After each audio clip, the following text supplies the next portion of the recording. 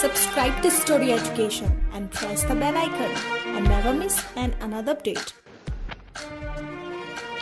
दोस्तों, आज हम आपको बताएंगे उत्तराखंड के 4 धामों में से एक केदारनाथ धाम के बारे में।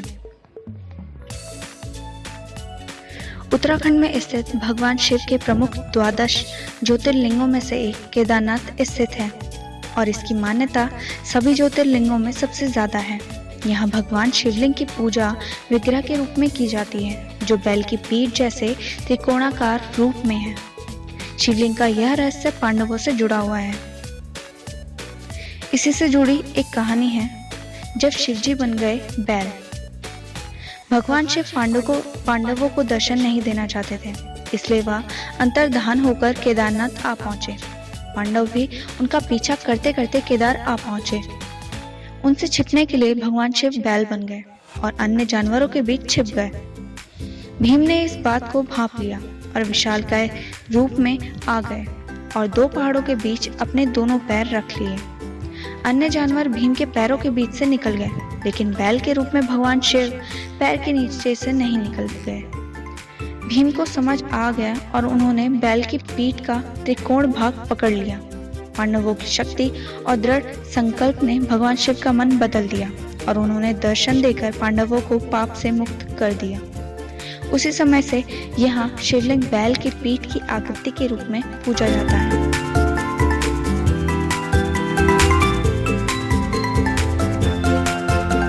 ऐसे बने पंचकेदार।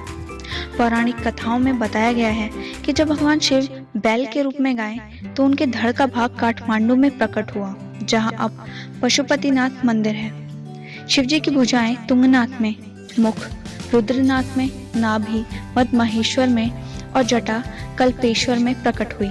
इन 4 स्थानों के साथ केदारनाथ धाम को मिलाकर पंचकेदार के रूप में पूजा जाता है। अब बात करते हैं केदारनाथ यात्रा से जुड़ी महत्वपूर्ण जानकारियों के बारे में। केदारनाथ धाम की यात्रा आप हरिद्वार या ऋषिकेश से आरंभ कर सकते हैं।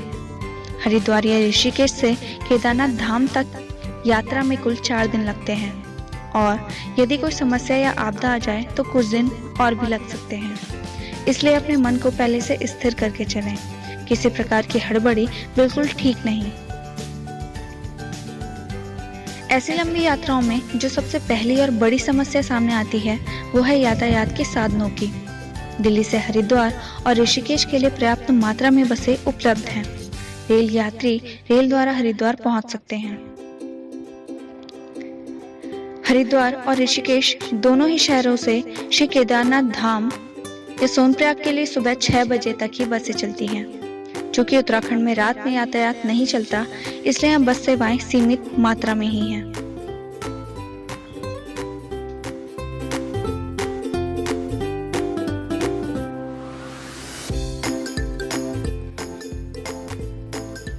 अब बात करते हैं कि केदारनाथ कैसे पहुंचे।